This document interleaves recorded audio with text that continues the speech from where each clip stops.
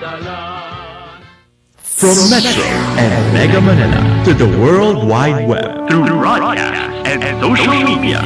Veritas 846, ang radyo ng simbahan. In observance of the Lenten season. Member Catholic Media Network and kapisanan ng mga broadcaster ng Pilipinas. Kapanalig Philippine Standard Time, 2 minuto makalipas ng 11 ng umaga. Araw ng Sabado, 14 sa buwan ng Marso, taong 2026. Narito ang Veritas News Alert Nationwide. Inaanyayahan ng simbahan ng mga mananampalataya na makiisa sa Penitential Walk for Life na gaganapin sa loob ng Intramuros sa darating na March 20. Pangungunahan ng Council of the Laity of the Philippines ang halos 2 kilometrong Via Crucis o daan ng krus na layong ipanalangin ang paggalang at pagtatanggol sa buhay ng bawat tao. Magtitipon ng mga kalahok mula alas 3 hanggang alas 4 ng hapon sa Baluarte, Plano, Lunetas de Santa Isabela bago simula ng Penitential Walk bandang alas 4:30 ng hapon. Sa prosesyon dadaan ang mga deboto ang mga lansangan ng makasaysayang lungsod habang sama-samang dinarasalang Stations of the Cross bilang panalangin para sa mga hindi pa isinisilang, mga mahihina at mga taong patuloy na pinagkakaitan ng katarungan. Ayon sa kalipunan ng mga laiko, layin ng gawain na ipakita ang paninindigan ng mga mananampalataya sa kabanalan at kahalagahan ng buhay. Magtatapos ang penitential procession sa misa at inspirational talk sa Manila Cathedral mula alas 6:30 hanggang alas 8:30 ng gabi. Magbabalik ang mga balita mamayang 1:00 ng hapon. Ako inyong kapanalig Marian Navales. Pulgo, subayin nyo ang katotohanan. Abangan muli ang Veritas News Alert Nationwide. Ang balitang ito ay inihatid sa inyo ng Renalyn. Renalyn, araw-araw. Ang programang titimbang ng katotohanan sa usapang panlipunan. Veritas. Magpapayabong sa moralidad ng bawat Pilipino. Veritas. Magsusulong ng mga doktrina ng simbahan sa sektor ng ekonomiya, politika, kultura at kalikasan. Veritas. Tuwing Sabado, kasama si Reverend Father Jerome Ceciliano. Veritas.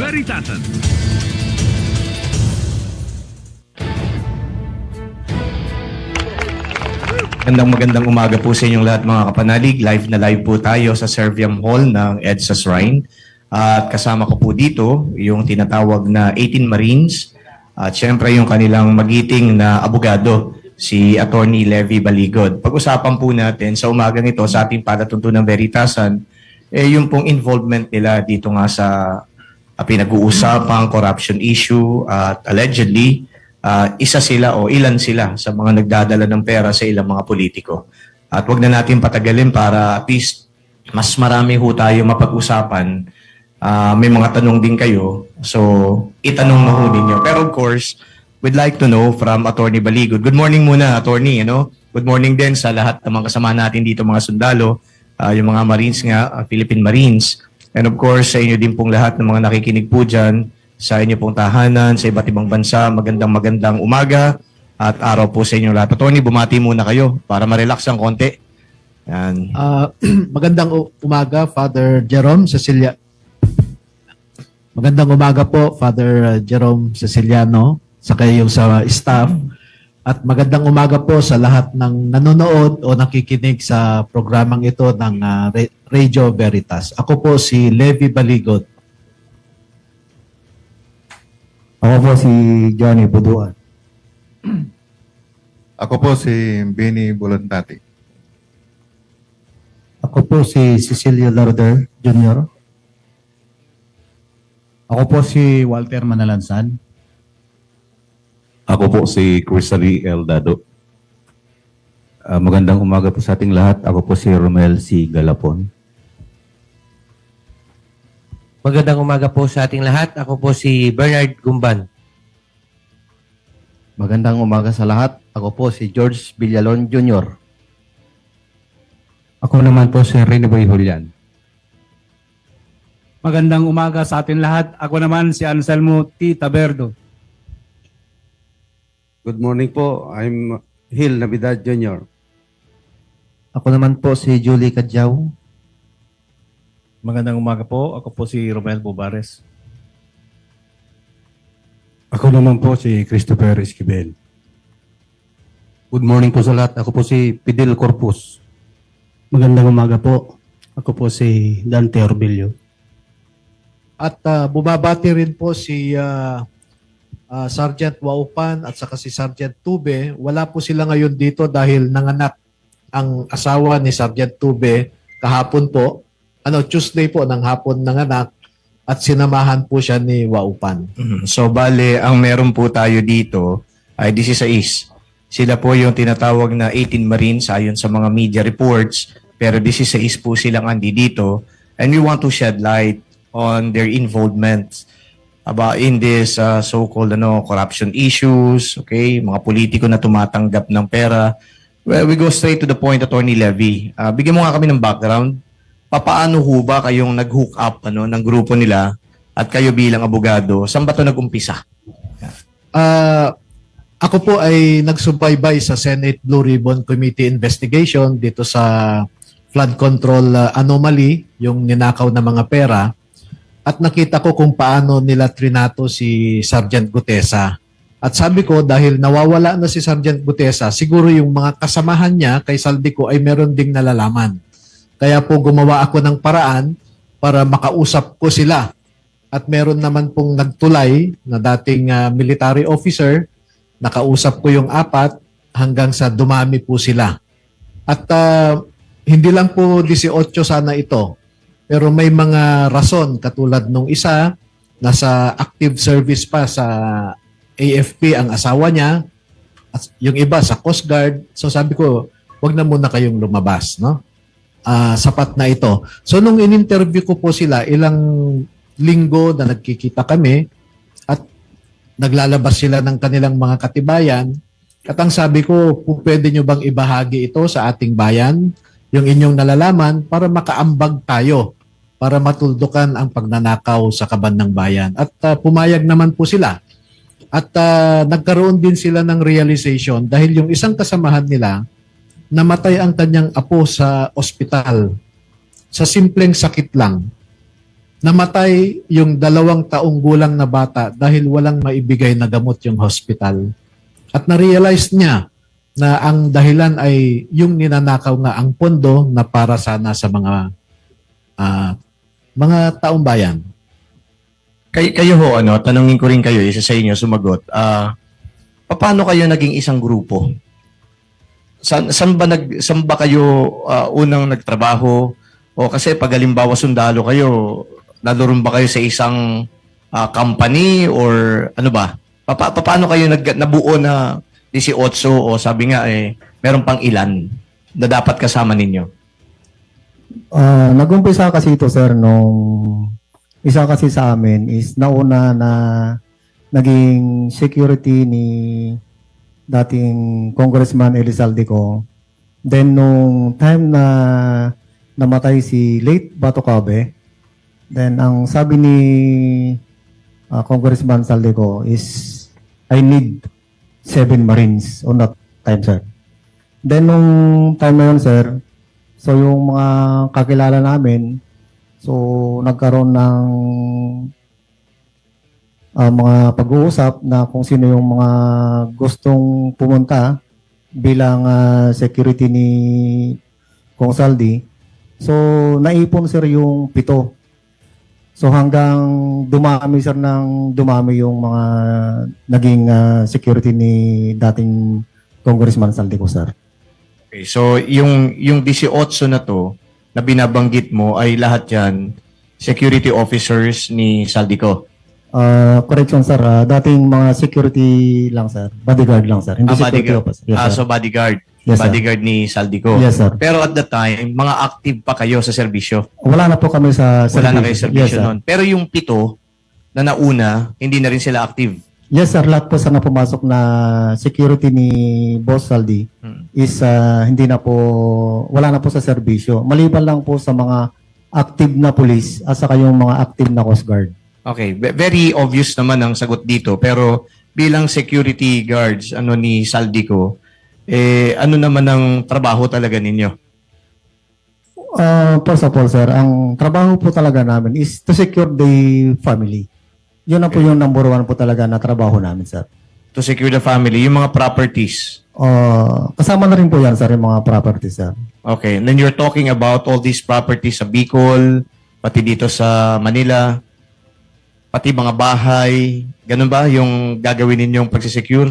Kasama na po dun, sir. Kasama na yon. Yes, sir. Okay, ngayon we're talking about properties. Halimbawa dito sa Manila, anong mga properties halimbawa sinesecure ninyo? Mga bahay na, sir, at saka yung company niya, sir. Okay, halimbawa sa ang bahay ito. Baliverde 6, Okay. Horizon Homes sa BGC, sir. So itong dalawa, Valle Yes. Verde at saka Yes. Horizon Homes. Opo, Okay. So ngayon, yung trabaho ninyo hanggang kailan? Kasi si Congressman Saldico, di ba, umalis na. So bago pa ba siya umalis, ay wala na kayo sa kanya o nawala lang kayo sa kanya nung nag-resign na siya bilang kongresista? Nawala na po kami sa kanya, sir, nung umalis na po siya sa pagka-kongresista, sir. At nasabor na po siya nung tinanggal po kami. So tinanggal kayo dahil wala na nga kayong secure. Wala Yes. kayong pamilya, ganon. Opo, sir. Paano yung mga properties? Sino nung nag-secure nun after na mawala kayo? Bali, sa ngayon, sir, ang nag-secure, sir, is yung mga, may naiwan po pa kasi, sir, sa amin na iba. Okay. So, papaano napunta doon sa allegedly ay nagdadala kayo ng mga di umano ay bilyon-bilyon na pera sa mga politiko? Eh kung trabaho ninyo ay mag-secure pala nila, ay secure yung pamilya, Congressman Saldico, pati mga properties, ba't napunta doon sa di umano yung pagdadala ng pera? Ang alam po kasi namin, sir, is talagang meron din namang kakayahan si Boss Saldi talaga, sir.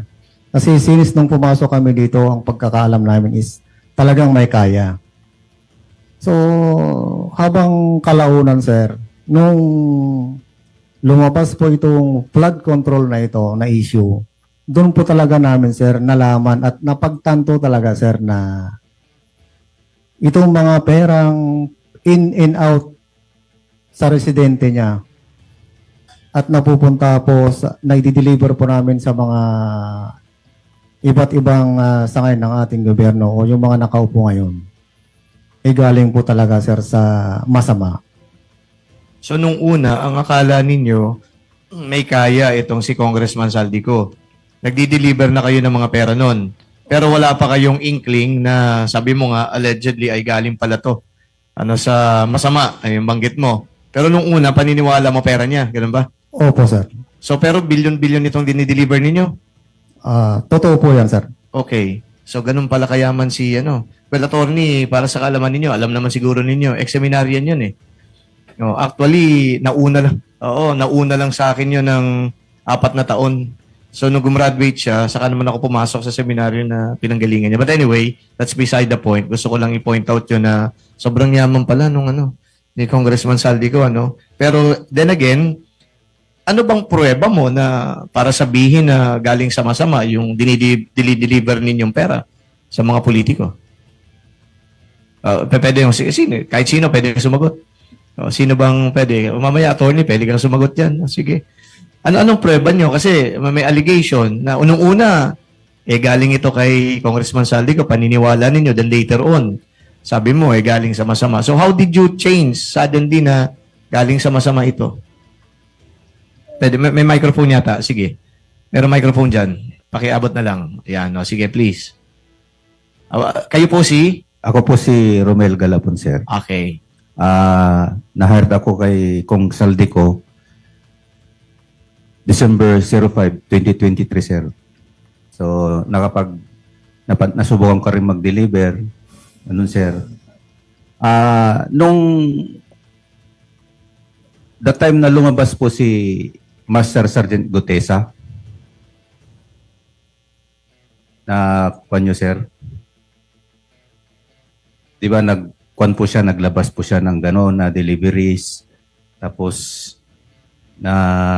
kinonfirm niya po na galing po sa kwan. Tapos, nag-confirm din po si Kong Saldico na totoo po yung sinasabi ni Master Sergeant Gutesa.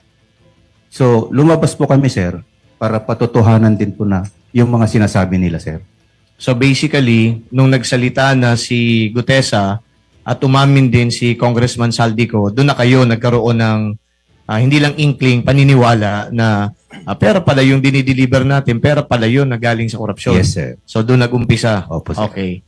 So ngayon, nung napag-alaman na ninyo, 2023 yan, di ba? Pero yung paglabas naman ni Gutesa, lately lang eh. Bale, last year lang yun, di ba, attorney? Last year lang lumabas yun sa Senate. So, naalaman lang ninyo nung 2025 na galing pala doon. Okay, pero at the time, nung nalaman ninyo yan, basically, wala na kayo kay Congressman Saldico. Belated na nung nalaman ninyo. Kasi wala na yata si Saldico dito, di ba, nung umamin siya? Yes, sir. Doon na siya nun sa abroad. Tama po, sir. Okay, Pero ngayon- kahit wala po siya, sir, hindi pa po kami terminate that time, sir. Sumasahod pa rin po kami, sir, that time, sir. Okay. Kahit wala na po siya dito, sir. Alright, sumasahod pa kayo. Ngayon, nung sumasahod kayo dito, kailan lang natapos yung sahod ninyo? Kami po, sir, December 30 to 2025. So, nitong nagdaang taon lang? Yes, sir. Okay, attorney, babalik ko sa iyo. Meron bang feelers na dumaan sa iyo o lumapit sa iyo para tatawagin ka na maorganisa mo itong 18? Meron bang lumapit? Okay, o meron ako ditong mga tao na pwedeng magsiwalat ng nalalaman nila? Wala po. Yung initiative talaga galing sa akin. Okay. Dahil kung maalala po ninyo nung PDAF scam, ako po yung private complainant doon at si Ben Harloy ay isa lamang sa aking naging mga witnesses. So nandun na rin po yung advocacy, no? Yung kay Congressman Arnie Tevez, yung mga pagpatay niya doon, on my own, I was able to validate 64 previous killings, no? Dahil walang matakbuhan yung mga pamilya ng mga biktima doon. Kaya nung nakita ko yung ginawa nila kay Gutesa, ay napag-isipan ko na kailangan sigurong lumabas yung mga kasamahan para makatulong na mailabas yung katotohanan dito sa isinagawang Senate Blue Ribbon Investigation. Kaya initiative ko po yun na hanapin sila. Sino ho yung unang nilapitan nyo sa kanila? Sabi ko nga merong isang dating military officer na kakilala sila. Okay, ito bang military officer yung inilalabas ngayon ni NBI Director na di umano ay miyembro ng PMA Class 1974 ba? 75? 75. 75. Oo. So yun ang lumapit sa'yo? Hindi.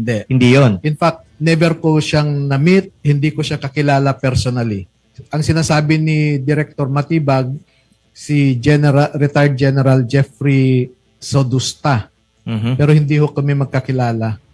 May iba po. May iba pa. Okay, kayo po, kilala nyo ba si Major General Jeffrey Sodusta? Sino pwedeng sumagot? Kilala nyo po ba siya? Opo sir, kilala po namin. Okay, paano nyo nakilala si Major General Jeffrey Sodusta? Bali kasi ang naging sa dyan sir, security consultant lang ni Boss Saldi. Si Major General? Opo sir. Okay. Hindi ba sila nag-recruit sa inyo kay Congressman Saldico? Hindi po sir. Okay. Kasi sinabi mo naman kanina na meron lang nauna eh. Kaya yun ang kumbaga naghanap ng iba pa. Opo, yun naman po lang totoo sir. So anong naging papel ni Major General Jeffrey Sodusta sa inyo? Bali, ang papel lang po niyan sir kung may mga pupuntahan or minsan nakikipag-coordinate lang sir sa mga pupuntahan. So wala nang iba? Wala na Hindi po, sir. sila ang binibigyan ng pera para magpasweldo sa inyo? Walang ganon? Wala po sir.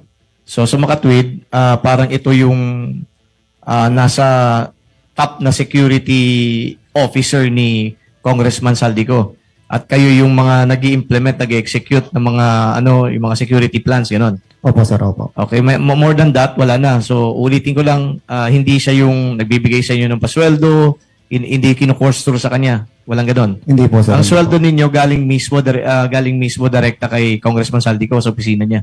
Opo, galing po sa yung dito kasi sir is yung mga iba sir sa amin is plantilla kami sir sa mga company ni Boss Saldi. Okay. Then yung mga iba sir is naman sir sa AKB, yung Ako Bicol Party List. Okay. Apuntuhan natin yung motive No, of course, lumabas kayo dito, sasabihin natin, para yan sa bayan. Kayong 18, 16 sa andi dito ngayon, ano yung motibo ninyo? Bakit lumabas kayo? Bakit andi dito kayo ngayon? Kasama niyo si Atty. Levy Baligod at napag-usapan na ng publiko yan, marami ng akusasyon, naman na di umano wala namang katotohanan yan, katang isip yan. Linawin natin dito. Ano ba nagbunsod sa inyo para lumabas? Lumabas po kami, sir, para sa kalaman ng lahat. Para aming patotohanan lahat ng mga sinabi ni Master Sergeant Orly Gutesa at saka mismo ni dating Congressman Elizalde ko. At ilabas po namin yung mga aming nalalaman sa mga itong talagang lantarang korupsyon na nangyari ngayon dito sa ating bansa, sir. Okay. Sa inyong paglantad, idinidiin nyo ba si Congressman Saldico o yung mga politiko na di umano tumanggap ng pera na itong mga politiko na pinaghatiran ninyo ng pera? Sino bang gusto nyong malaman ng publiko dito na culprit, involved? Si Saldico ba gusto nyong idiin kasi nanggaling sa kanya pera eh? O yung mga politiko na di umano tumanggap ng pera na inatid ninyo? Lahat po, sir. Sila. Lahat sila? Opo, sir. Okay, so malinaw yun na gusto nyo talaga na itong issue na to ay maliwanagan ng publiko, lahat ng mga politiko na to na di pa naman natin binabanggit eh. Maaari bang banggitin yan, attorney, mamaya? Yung mga pangalan ng politiko? Okay, magpapakilala muna tayo para yung mga pangalan ng politiko, mga kapanalig ha. Huwag kayong aalis kasi magbabanggit sila ng ilan ng mga pinagatiran nila ng billion ba? Mga billion? Million talaga, sir. Million o billion? Million po. Million. Okay. So mamaya po yung mga tumanggap ng milyones galing po sa kanila. Babalik po ang Veritasan.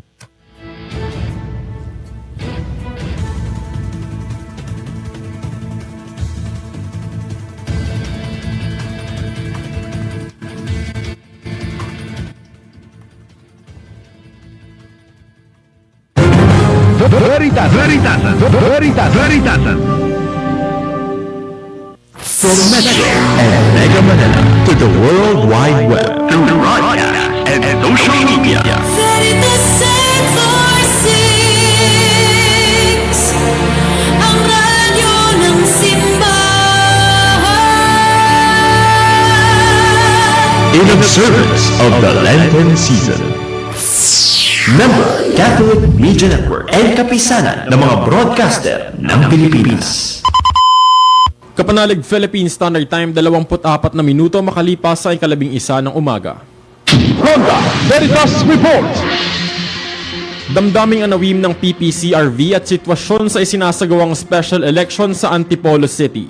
Pag-uulat mula kay Camille Cruz. Magandang umaga mga kapanalig. Narito ako ngayon sa Maximo Gatlabayan National High School dito yan sa San Jose, Antipolo City. Nagsimula ang botohan dito sa Maximo Gatlabayan National High School kanina alas 5 ng umaga para sa mga senior PWD at mga vulnerable members ng society para sa susunod na representative ng 2nd District ng Rizal. At ang pamunuan ng eskwelahan ay nagtalaga ng mga help desk station.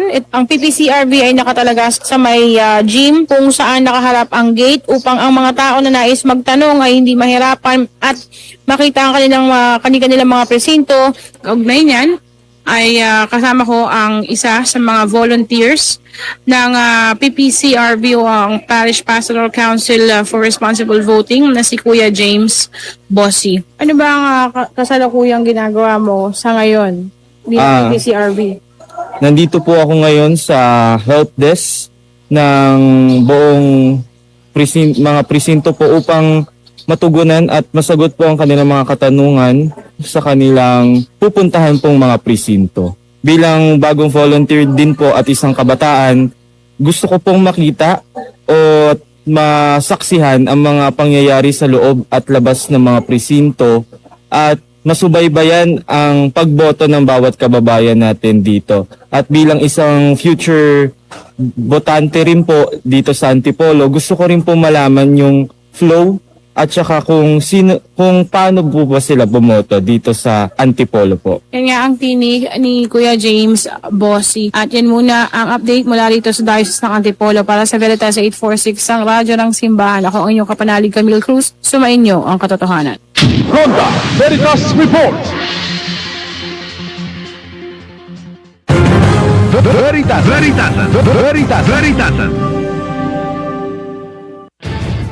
Mga kapanalig, balik po tayo dito sa ating talakayan. 16 Marines, kasama si Attorney Levy Baligod. Pero clarify ko din muna, lahat ba kayo nasa Philippine Marines? Kasi may mga lumalabas sa ulat hindi kayo lahat nasa Philippine Marines. Sige Bali sa amin kasi sir, 16 po talaga yung galing po sa Marines. Alright. Isa pong Army na retired at saka isa pong Philippine Army Reservist. So, lahat sundalo. Ganun na lang sabihin natin. Bakit Yes, naging sir. 18 Marines, Attorney? Bakit naging 18 Marines ang lumalabas sa mga ulat? Yun po ang una kasing reaction ng Philippine Marines at saka Philippine Navy na hindi totoo daw na dating 18 Marines sila. Pero maliwanag naman sa affidavit na 16 ang Marines, 2 ang Army. And then sinasabi po ng nila noon na 4 dyan ay hindi totoong Marines. Pero sa NBI, pinakita namin yung serial numbers nila at maliwanag naman sa kanila. So, puro Marines. This is Dalawa lang yung ano. Okay. Anyway, balik tayo doon. Naudlot yung mga hinahatiran ninyo ng milyon-milyon. Okay? So, ito ba'y nabanggit nyo na sa ibang interview? Yung mga pangalan nitong pinaghatiran ninyo ng milyon-milyon? Yung iba sir. Yung iba? Okay. Opo, sir. So, ngayon, naghatid kayo nang gagaling yung pera kay Congressman Saldico. Opo. Okay, saan nyo kinukuha yung pera? Sa bangko ba? O nakabag na? O ano pa paano? Pwede bang ilahad ninyo sa taong bayan ngayon? Sige. Magandang umaga po. Lalo sa atin sa taong bayan. Umpisa natin po sa tinanong po kanina. Simula po nung pumasok ako ng 2021, hindi pa namin na-experience na mag-deliver po ng mga bulto-bultuan, mga mali-malita. Umpisa po yun nung umupo si Boss Saldico ng chairman ng appropriation po. Kailan itong taon na to? 2022. 2022? Opo. Okay. Hindi man po namin alam kung saan po galing yan. Ang alam lang namin, may nagde-deliver sa kanya. Tapos, ginagampanan lang po namin yung trabaho namin na mag-security, mag-escort sa mga malita na yan po.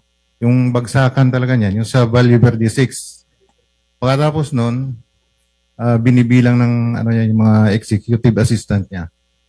Pagkatapos, dadalhin namin sa Horizon Homes. Doon na naman po i-imbak sa taas. After nun, mga ilang araw, di-deliver na yun sa... Ang unang di-deliver namin yan, bagsakan talaga sa 42 McKinley Forbes. Okay. May mga binanggit kang pangalan na lugar.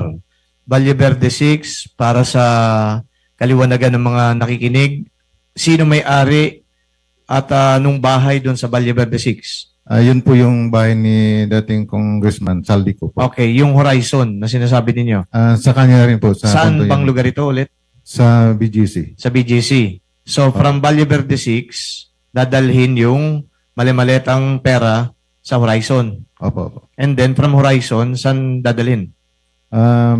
Deliver namin sa kay number 42 McKinley Road sa North Forbes kay dating Speaker Martin Romualdez po. Okay, so bahay ito ng dating speaker na si Congressman Martin Romualdez. Pagdidelibera ninyo ng mga pera na galing sa Horizon. Okay, ngayon, yung mode of delivery lang. Kayo ba talaga nagdi-deliver o ine-escortan nyo lang yung mga taong magdi-deliver nito? Bali, kasama yung AA niya po. Tapos kami yung nagkakarga sa sasakyan. At the same time, security na rin po. Kayo yung nagkakarga ng mga mali-malitang pera. Yes, tapos kayo mag-escort. Opo. Okay, doon sa mga tao din ni Congressman Saldico. Yes po. Kami, tao niya po lahat. Okay. So, itong mali-malitang pera, nakita niyo, ang allegation niyo pera, di ba? Yes po. Okay, hindi naman kayong nagbibilang. Ako isang beses na experience ko nagbibilang nung mag-isa lang si Mark Tiksay. So sabi ko pa nga sa kanya, Mark, wala kang kasama. Tulungan na lang kita. Magkano yung binilang niyo na kayong dalawa lang nung nitong Mark? Mga 6 na malita po. 6 na maleta, ang isang maleta, magkano laman? Malaki siya, hindi siya siguro bababa sa 40 M. 40 million. Yes. So 6 yun times 40, magkano yan, attorney? 240 million. Kayong dalawa lang nagbilang nito. Madali lang kasi sa isang bundle na 1 M. So bundle-bundle ang binibilang ninyo, ganun. Kaya nga, naka-indicate na yung 1 million. So yun na lang binibilang niyo, 1 million, ganun lang. Opo. Di talaga yung mano-mano na isa-isa. Nakasilid na siya. Parang dino-double check lang kung magkano. Okay, syempre habang nagbibilang kayo, may kwentuhan kayo nitong ni Mark. Anong kwentuhan ninyo? Tinanong mo, ba saan galing to, Mark? Hindi ko naman sa tinanong kasi hindi naman ako masyado sa pera na yon. Pero may presumption ka kung saan galing yon? Wala? Nung una, wala pa po. Wala lang talaga. So innocent din, nagbibilang ka lang? Opo, kasi yung tasking sa amin, may darating na may mag-deliver ng gano'n na malita. Tapos, i-escorta namin. Ayan po. Ilang beses nangyari yung pag-escort ninyo? Doon sa Forbes lang muna na pinagatiran ninyo? If you may recall. Kung sa akin, hindi ko mabilang po kasi maraming beses. Maraming beses? Opo. Sino bang pwede makapag-recall man lang? At least, marami kayo dito. Ayan, no? Sige, bigyan natin ng pagkakataon. Ikaw din ba nag-deliver din? Opo, sir. Ilang beses ka nag-deliver dun sa Forbes, ha? Opo, sir, sa 42 McKinley, sir. Okay. Nung November 21, 2023. Nag-deliver ka? Opo, sir. Meaning to say, nag-deliver, kasama ka dun sa security escort? Kasama, sir, pagkarga, security, at saka pagbaba ng malita, sir. Okay. Sino tumatanggap nun nung dinalan ninyo yung pera? Sino tumatanggap nun sa bahay sa McKinley? Yung pagbaba namin, sir, kasama po namin po yung EE at saka yung nag-receive doon sa bahay ni dating Speaker Martin Romualdez po. Okay. Paano nyo na-identify na ito kay dating Speaker Martin Romualdez yung bahay? Kasi bago po kami pupunta doon, sir, sinasabi na po kay Paul at saka ni Mark na doon po dadalhin yung malita-malita na pera po. So anyway, obvious ang sagot dito. Pero yung maleta na yon, sigurado kayo ng laman talaga ay pera? Yes po. Okay. Paano nyo nalaman? Kasi po, Sa kanya kahit paano, nagbilang siya eh. Kayo, paano nyo nalaman na pera nga yun, yung loob ng maleta? Kasi po yung galing po sa Horizon, sir, sabi po ni Mark at saka si Paul Estrada, at saka may message po ko doon sa group chat namin na puro laman ang pera niyan na basura. Deliver po kay Speaker Romualdez po. So anong tawag nila dun sa pera? Basura? Opo, sir. Yun ang parang code name dun sa pera? Yes po. Paano mo nalaman na yung basura na yun? Nung kinausap mo sila, syempre hindi ka naman lalabas basta-basta na ganun lang, no? Yung mga ganitong detalye ay napatunayan mo na consistent sila at nakumbinsi ka na pera talaga. Kasi hindi lang isang beses ko silang kinausap. Yung unang pagkwento nila sa akin, nagte-take notes po ako. Then pag i-meet ko sila ulit, uulitin ko yung mga tanong ko. At consistent po talaga sila. Kasi ang naging scheme po ay pumupunta sila sa Valle Verde para abangan yung mga darating, yung mga deliveries na pera. So nakikita nila halimbawa yung galing kay Congressman Garjola, no? Galing sa mga contractors po ito. Usap-usapan din talaga sa kanila. And then sila yung nagdadala sa Horizon ng mga maleta na ito. Sila rin ang nagbababa kung may de-deliveran. Kumbinsido po akong pera kasi may nakita akong picture na pinakita sila na nabuksan yung 2 maleta, pera talaga. Okay. At wala po akong maisip na ibang laman ng maleta na yan eh. Para bigyan mo ng isasakay mo sa bulletproof na mga sasakyan, may security escort, Kasi halos lahat ng van na ginagamit ay bulletproof po yun. Oo. Tapos, sa akin, walang duda na pera talaga yung dinedeliver nila. Okay. So ngayon, kung napatunayan mo na pera yung dinideliver at dinadala to sa isang congressman pa lang, yun na binigay ninyong pangalan, meron pa bang iba na pinagdeliveran kayo? Kayo, sinong, para at least mabigyan ng pagkakataon para malaman lang kung meron pa ba? Oh. Sino ba? Meron ba kayong pinagdeliveran yan?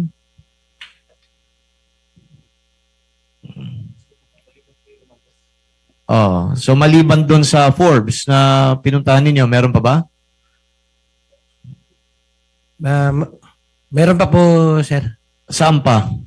At Ako kanino po, yon? Ako po sa personal participation ko po, nakapag-deliver po ako kay dating Senador Antonio Trillanes III sa may Quezon City.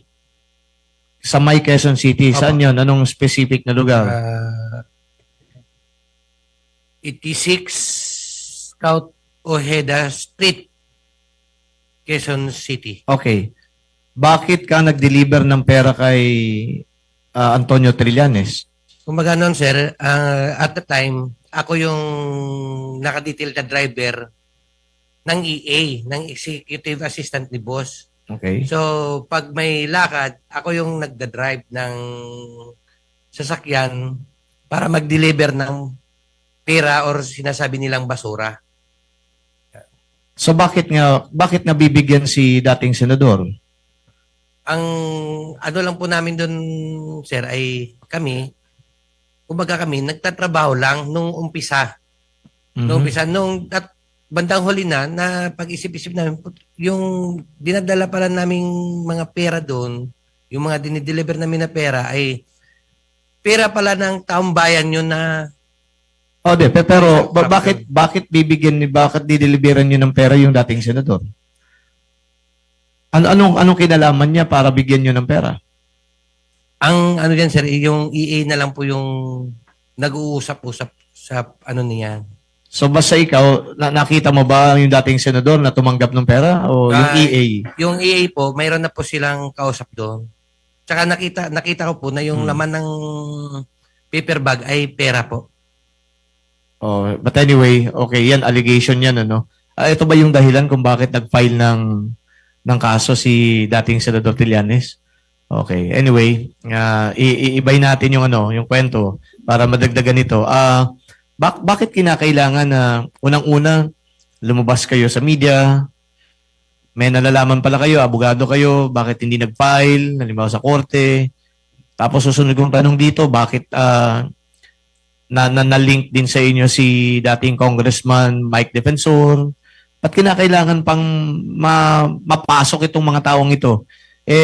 Kumbaga, meron naman pala kayo nalalaman, kayo na yung abogado, ba't hindi na lang diretsahan, di ba? So anong motive dito? Bakit may mga dati pang mga politiko na naging kasangkot din dito sa expose na to, attorney? Yung involvement po ni Mike Defensor, nung pinag-aaralan ko kung paano ko alagaan itong 18, ay kailangan kong tanungin si Mike Defensor kung ano yung nangyari kay Sergeant Gutesa. At kinabahan ako dahil ang sabi niya, pagkatapos niyang magsalita sa Senado, ay biglang nawala. May ibang nanghila na kay Sergeant Gutesa. So ayokong mangyari sa kanila yung nangyari kay Sergeant Gutesa. So yun lang po ang reason bakit ko kinausap si Mike Defensor. And then eventually, nung nalaman niya na nasa akin itong 18, ang sinabi niya sa akin, attorney, para akong nakokonsensya doon sa nangyari kay Sergeant Gutesa, gusto kong tumulong kung ano ang pwede kong maitulong sa inyo. Kaya ang una pong tulong niya, humiram po ako ng sasakyan noong dinala ko sila sa Club Filipino para sa presscon. Ngayon, bakit nagkaroon ng presscon? Ako po I am a keen observer of the politics in the Philippines, no? At nakita ko kung paano pagtakpan ang mga kasalukuyang pagnanakaw sa kaban ng bayan. Kaya kung idiniretso ko ito sa Office of the Ombudsman, pwede kasing gawin ng ombudsman maglabas siya ng gag order dahil merong confidential nature ang proseso sa ombudsman. Pwede na po nilang ilibing ito. So, minarapat ko po na ibahagi kaagad sa taong bayan ito para may kasama kami na bantayan ang magiging proseso sa ombudsman. At makita naman natin, kahit alam na ng taong bayan itong ginawa namin, ay pilit pa rin pinagtatakpan. No? Pinapahirapan po kami ng Office of the Ombudsman. Ang sabi niya, bakit joint affidavit? Palagay ko hanggang ngayon, hindi niya nababasa yung joint affidavit eh. Dahil ang joint statement doon is yung common sa kanilang lahat na una, dati silang empleyado ni Saldico. Dati silang mga sundalo. No? So yun ang common. Pero pagdating po sa delivery, kung sino ang nag-deliver, ipinapangalanan namin doon eh. Halimbawa, kami, si Tube, si Voluntate, si Waupan, ay magkakasamang nag-deliver sa bahay ni ganito. So ganun na po yung sa bandang baba. Okay, binanggit mo na nilabas mo sa publiko para yung publiko din ay matulungan kayo, magbantay tungkol sa usapin ng korupsyon. Pero nakuha nyo ba yung ganung objective ninyo? Para naging hati pa yung publiko ngayon eh. Anyway, ito, mga reaction na lang ito, no? Para naging skeptical tuloy yung publiko. So, how do you explain that? Kung maliwanag naman na sa ngayon, hati ang ating bansa. May mga pro-Duterte, may pro-Marcos. Ang gusto kong sabihin ay, let's forget the Dutertes, let's forget the Marcoses. Tumutok tayo sa issue. Ang problema po kasi ay, yun na nga, nilalagyan nila ng kulay politika pagka magsabi ka ng katotohanan tungkol sa pagnanakaw. No? Puro peripherals po ang pinag-uusapan nila. Imagine, you have an ombudsman, you have an NBI director na kine-question pa yung notaryo. Pero hindi nila kami tinatanong tungkol sa core issue na nasa affidavit nila.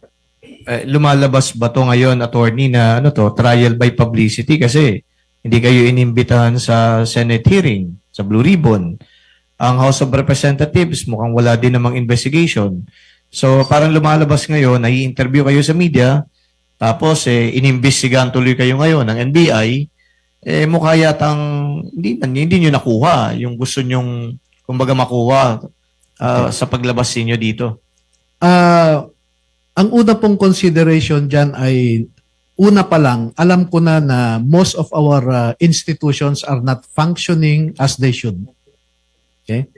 So, maliwanag, meron kang NBI director, hindi pa nag-uumpisa ang investigasyon niya, meron na siyang mga paratang na binili daw sila dahil mahirap lang sila, ay nag-execute sila ng affidavit.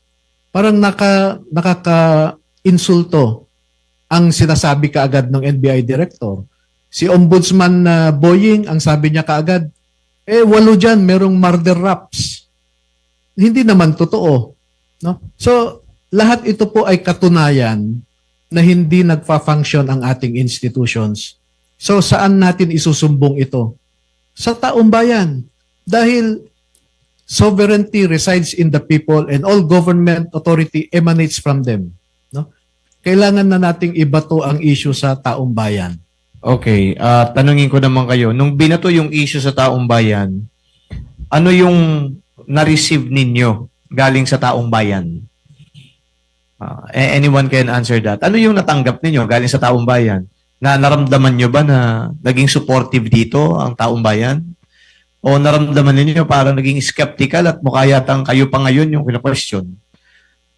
So kasi, sabi ni attorney, hindi na functioning yung institutions. So expected na ganito mangyayari. Ngayon, nung ilabas ninyo ito, meron bang natanggap nyo ba yung suporta ng publiko? O feeling ninyo parang wala mukha yatang kami pa nadali dito Di ba kayo nagsisisi? Kung ganun man, sige please. Yes sir, good morning. From the very beginning kasi, lahat lang na nalalaman namin, hindi kami dumadagdag ng kwento, hindi kami nag-ano din sir. Pali ang sa amin kasi, kung anong nakita namin, kung ano nalalaman namin dito sa controversial issue na to na flood control or anything issue sa corruption, yun lang sinasabi namin, sir, wala kaming dinadagdag dito. At yung sinasabi nilang pro Duterte at pro Marcos, kami neutral kami, sir. Wala kaming pinapanigan. Ang sa amin, malathala namin kung ano yung nalalaman namin dito. Tapos yung mga, minsan, katanggap kami ng mga bashers, mga kung ano, hindi naman kami paghihinaan ng loob kasi totoo naman ang sinasabi namin at kaya naming panindigan hanggang sa anong hukuman. Okay, kung ganito na mukha yatang kayo pa yung inimbestigahan ngayon, tama ba? Okay. Nilapit nyo sa publiko yan, na-realize nyo ngayon, mukhang wala naman yata yung, kumbaga tumatanggap na institution sa amin or what? Di ba kayo nagsisisi na ginawa ninyo ito? Tapos ikaw attorney, saan ba ang susunod na akbang?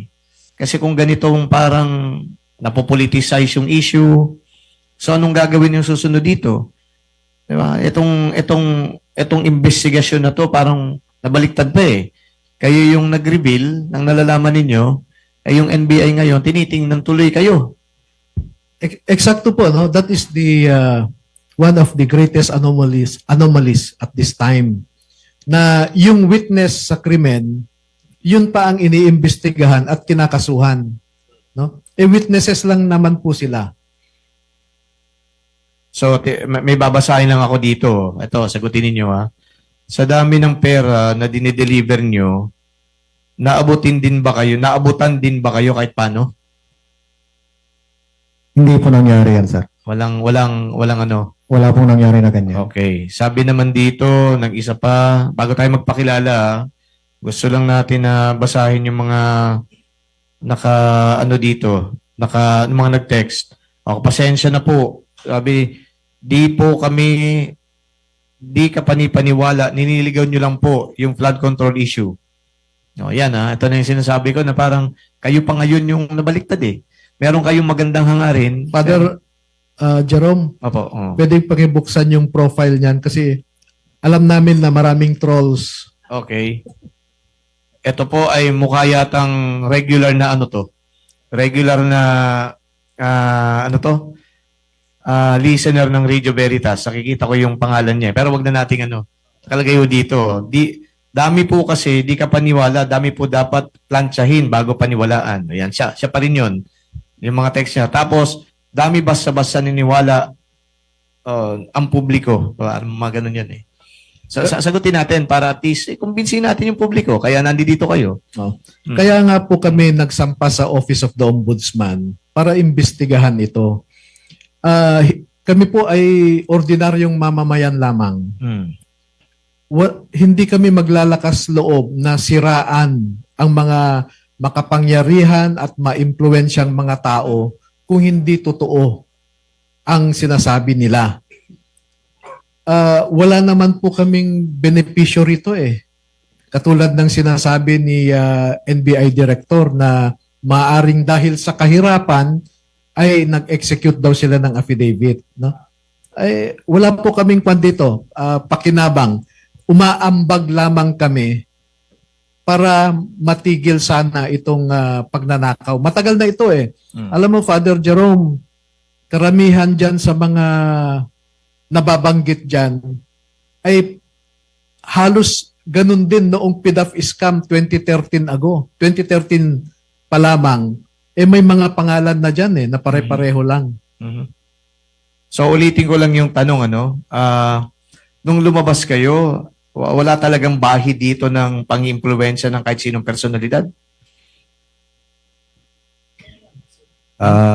Sa akin po, sir, wala po sa kahit sinong nag-influensya sa akin. Ang sa akin, sir, gusto ko lang ibahagi yung aking nalalaman na balang araw, kung hindi ko itilalabas to, sir, kukonsensyahin ako ng aking konsensya. Na mayroon akong nalalaman na hindi ko nilabas. So, ngayong nilabas ko, manalo man o matalo, okay na sa aking kalooban, sir, kasi nailabas ko yung totoo na aking nalalaman, sir. So ang katotohanan dito, kasama kayo sa nagde-deliver ng pera? Yun ang katotohanan. Yes, sir. Kasama kayo sa nagde-deliver ng Yes, pera. sir. Pero yung mas malalim pang katotohanan dyan, batid ninyo kung saan galing ng pera. Nabatid namin, sir, paglabas po ni ex-Congressman Saldi, sir. Okay. So, magpapakilala po muna, Veritasan.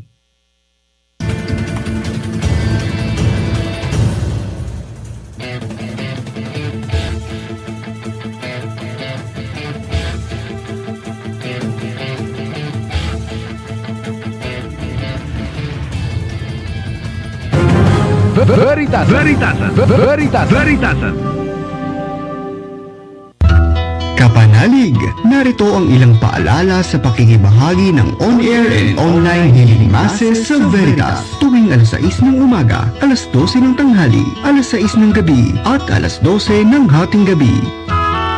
Maghanda ng isang munting altar at maaaring lagyan ng krusipiho at nakasinding kandila. Magsuot ng kaaya-ayang damit katulad ng isinusuot kapag dumadalo sa pangkaraniwang misa. Panatilihin ang katahimikan at sumabay sa mga pag-awit at pagtugon sa mga bahagi ng misa. Iwasan ang mga bagay na makakasagabal habang nakikiisa sa banal na Eukaristiya. Maaaring tumayo o umupo sa pakikibahagi ng Eukaristiya maliban na lamang sa mga may karamdaman. Sa bahagi ng komunyon, hinihikayat ang lahat na dasalin ng Act of Spiritual Communion bilang pagtanggap ng banal na komunyon. Kapanalig, ating ihanda ang sarili sa pakikiisa sa hapag ng Panginoon, ang hapag ng katotohanan at ng ating kaligtasan. Healing Mass sa Veritas. Abangan! Come, Lord Jesus, send us your Spirit, renew the face of the earth. Come, Lord Jesus, send us your Spirit, renew the face of the earth.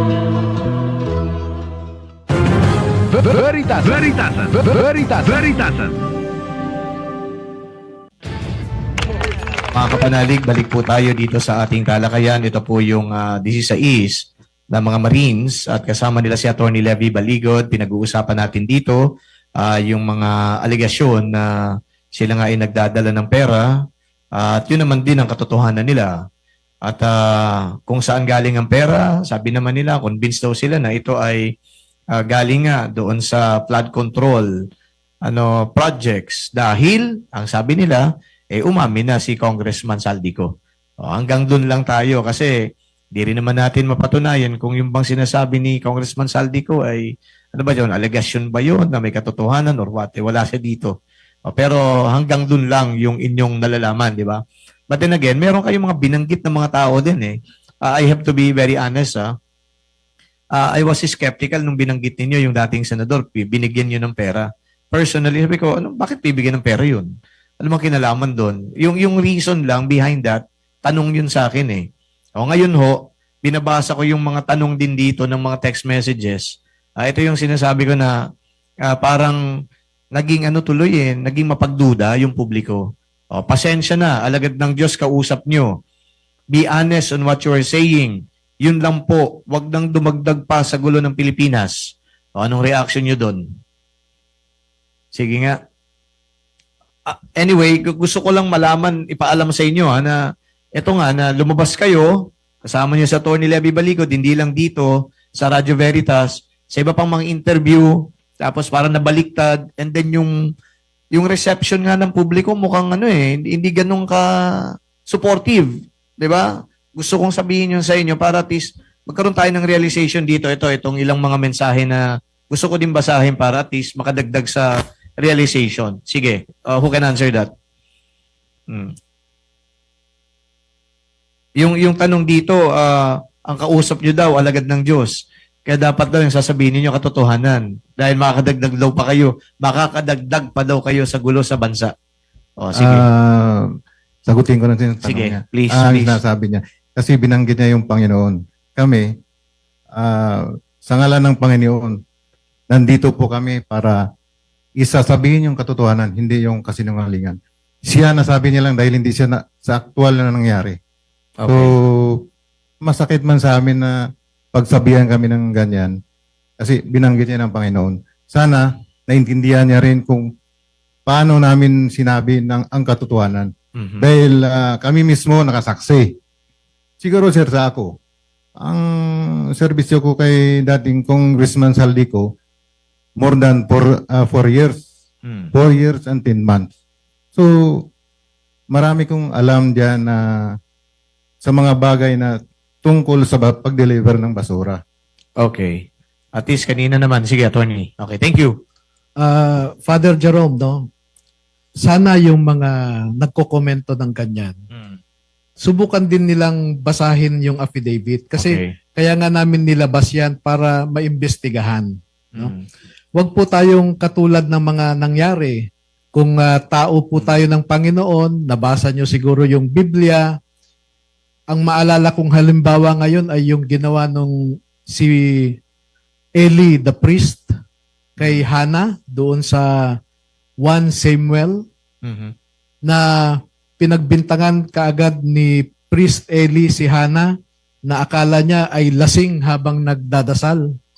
Pero yun pala, taimtim siyang nagdadasal. At blines niya eventually noong kinausap niya. Correct. Napaliwanagan kung ano ang ginagawa ni Hannah. So, ganun po sana ang maging approach natin dito. Basahin nyo muna yung affidavit bago nyo kami pagbintangan na nagsisinungaling o gumagawa lamang ng dagdag na kaguluhan. Okay. May takot din po kami sa Diyos, katulad ninyo. Okay, thank you for that. Huwag kayong magkaroon ng impression dito na mukhang parang ina-undermine. Ha? Pero ito lang kasi, alam mo ang tao, gusto natin na malaman din ninyo yung sinasabi ng tao. Di ba? Kasi kung meron kayong sinisiwalat, so how does the public receive such revelations or allegations? Kasi sabi nga kanina ni Atty. Levy, sinapubliko na namin ito para makuha yung suporta, pagbabantay din ng taong bayan. Pero ito yung na-receive pa ng at least yung ilan dito. Babasahin pa natin na sabihin na natin na totoo na nagde-deliver kayo ng pera o kahit anong dinideliver ninyo, bakit ngayon nyo lang daw nilantad? Matagal na yung issue. Kasi po, actually hindi matagal yung issue dahil recently lang natin nalaman ito Okay. Nag-umpisa ito noong State of the Nation address ni BBM na ang sabi niya, mahiya naman kayo. Tapos sabi pa niya, meron daw siyang 5,500 na flood control projects. Pero pagkatapos ng isang araw ay bumaha sa Metro Manila, bumaha sa Cebu, bumaha sa Mindanao. At doon lumabas na wala pala ang mga proyekto na sinasabi niya. At alam naman ni BBM na lalabas na yung katotohanan na meron siyang kinalaman dito. So, yun po naging recent lamang yung pagbabahagi na kaya pala bumabaha ay ninanakaw yung pondo. Pero very revealing yung sinabi nyo na si BBM may kinalaman din dito. Ibang usapin na yan. Kasi of course, sinabi nyo yan, pag-usapan lang natin dito muna yung delivery ng mga pera na yan. So siguro sa ibang araw, pwede natin talakayin yan. Meron bang prueba? Si attorney sa kanyang sinabi? Okay? Opo. Okay, sige. Pasensya na po kayo na nabanggit ko yan, pero kung tatalakayin natin yung involvement niya, okay lang naman ako. We can discuss the budget process. Nagtrabaho po ako sa House of Representatives for 12 years. Alam ko po, yung kung paano intindihin yung General Appropriations Act, yung National Expenditure Program, etc. Okay. Bago siguro tayo mag-wrap up, ito tanong kong practical. Kasi lumalabas din ito sa mga pahayag ng ilang mga opisyal na di umano ay matagal na kayong hindi nasusweldohan. Kaya nga tinanong ko kaagad kailan ba kayo na-terminate? December lang pala kayo na-terminate At sabi niyo sumasahod kayo nung hanggang December, tama ba? December, pati January. Kailan lang kayo hindi na-sweldohan? Kami po, January 18 po na-terminate kami po. January 18 lang, ngayong taon na to? 2026 po. So, tumatanggap pa kayo ng sweldo nun? Yes po. So, itong paglabas ninyo, hindi naman ito dahil nangangailangan ng pera or what? Hindi po, kasi nag-ipon-ipon kami before pa, 2026 So, walang katotohanan yung sinasabi nila na siguro nangangailangan ng ngayon. may mga aligasyon dahil daw tumanggap ng 200 million ba? Alam niyo yun? 200 million tumanggap yung, ito nga si General. Tapos ay dapat sana daw ay ibibigay ito sa inyo. Pero ang naibigay lang daw yata ay 50,000, tigbi 50,000. And after that, wala na.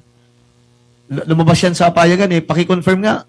Ano bang totoo doon? Hindi po totoo yan, sir. Okay. So, anong totoo doon? Kami, sir, na natanggal kami sa trabaho. Siyempre, may mga trabaho din mga asawa namin. Ang asawa namin. Tapos, may ipon din kami. Simula nagtrabaho kami kay Kung Saldi ko po, sir. So, linawin natin. Yung paglabas ninyo, hindi dahil para makakuha ng pera. Walang ganon. Walang ganon po. Okay, sagutin ninyo na maayos para at least Yes, sir. naririnig. Minsan po, nagbibigay naman si attorney sa amin na pangkain namin. Pang dagdag allowance ng pamilya namin para naman matustusan yung pangangailangan din ng pamilya namin minsan. Okay. Attorney, eto, tanong ko na to kanina, pero for the sake of consistency, wala bang nasa likod nito? Walang politiko na nasa likod ninyo? Wala po. Walang bahay dito ng politika? Wala po. Bakit ang sabi ng mga nag-aakusa? DDS daw kayo. Yun na nga Sige, po. linawin natin. Yun na nga po ang sinasabi ko, no? Pag meron kang gagawin para sa bayan, nilalagyan nila kaagad ng kulay, no? Sige, assuming lang, pero I deny it na DDS ako. Pwede nilang i-verify kung sumasama ako sa mga sinasabi nilang mga personalities na DDS, no? Pero assuming lang, for the sake of argument, yung pagka-DDS ko ba, automatic? Default nyo na yon na nagsasabi ako ng kasinungalingan? Bakit hindi natin i-focus doon sa allegation? Diba? Ganon din. Pag may nagsabing pro Marcos na si BBM ang pinakamagaling na presidente, pwede ba nating sabihin, syempre kasi BBM ka. Pero sinungaling yan kasi BBM ka. So, wag po tayong magulo na nga ang ating bayan, no? Pero maging sana tayo, mapanuri dapat. Okay, let that statement remain. Yun ang panghuling sinabi ni Attorney Levy on behalf of the group, and let that sink in. Okay? Father Joy, Sige. Father Jerome. Noong 2022 elections, tumulong ako kay BBM. Tumulong sa team niya, no? Magkasama sila ni Duterte, ni Sara Tumulong kami. In fact, meron akong pwedeng ipakita na nagpasalamat pa si BBM sa aking asawa. Dahil nakatulong nga siya. Meron din akong screenshot na nagpasalamat din si Sara. Pero tumulong lang po kami dahil sa tingin namin po pwede. No? Kaya wag po nilang sabihin na ito ay paninira kay BBM or pangsuporta kay Sara. Wala po kaming ganun na konsiderasyon. Okay. Maraming salamat, Attorney Levy, at sa inyong 16 na dating security guards ni dating Kongresistang Saldico. Sa mga siniwalat ninyo dito, malinaw yung aking napakinggan. Kayo ay kasama sa naghahatid ng male-maleta na di umano ay pera. Okay? Ngayon, ang perang ito ay nanggaling sa bahay na pag-aari ni dating Kongresista Saldico. At yung ilan sa inyo ay nagbilang pa ng pera na sinisilid doon sa maleta. At ito'y dinideliver ninyo sa isang politiko dyan sa Forbes Park. Okay, yan ang malinaw kong napakinggan. Ito naman siguro ay nabanggit nyo na sa mga panayam ninyo sa iba't ibang mga istasyon ng radyo, telebisyon. Pero ito naman ho ang aking sasabihin bilang isang pare, binigyan namin kayo ng pagkakataon sa Radyo Veritas na makapagsalita. Okay, pero nakita naman natin na yung ating motibasyon sa pagsasalita na maputol itong korupsyon, matulungan natin ang taong bayan, tila bagay yung ilan sa mga kababayan natin naging skeptical sa ganitong uri ng revelasyon at aligasyon. Hindi natin makokontrol yung pananaw ng taong bayan. But then, pag nilaya natin ito, saan hahantong, saan tutungo itong ganitong revelasyon at hanggang saan kayo maninindigan. Okay? Ang mahalaga dito, panahon ito ng Kwaresma, ay i-purify natin yung ating intentions. I'm not telling you that you have a misplaced intention but you made your own revelations. Okay, this will go on further up to what time are you going to stand up for the conviction, di ba? So yun ang ating makita dito. But then again, yung mga kapanalig natin dito sa Radyo Veritas, nakinig sila, nagbibigay din sila ng kanilang sariling opinion. Okay, opinion yon, sabi nga ni Atty. Levy. But we also gave you the opportunity to address how they feel and how they think about the issue. Okay? So maraming salamat, Atty. Levy, at sa inyo pong 16 na miyembro ng security personnel ni dating Congressman Saldico. Of course, marami pa tong kumbaga ay patutunguhan. Sana mapaundakan pa ulit ang Radyo Veritas para mapakinggan din kayo sa mga susunod pa na mga talakayan. Okay? Sa inyo po mga kapanalig, araw po ng linggo bukas, maraming salamat sa inyong pakikinig. Ito po turo ng simbahan. Madali po ang magbintang pero ang pagbibintang ay masama. Pero dapat din ilahad natin ang katotohanan because the public deserves to know the truth. Whoever is saying the truth, telling the truth, let God be the final arbiter. Father Jerome Ceciliano po, sumainyo ang katotohanan. Happy weekend po sa inyong lahat. Veritas.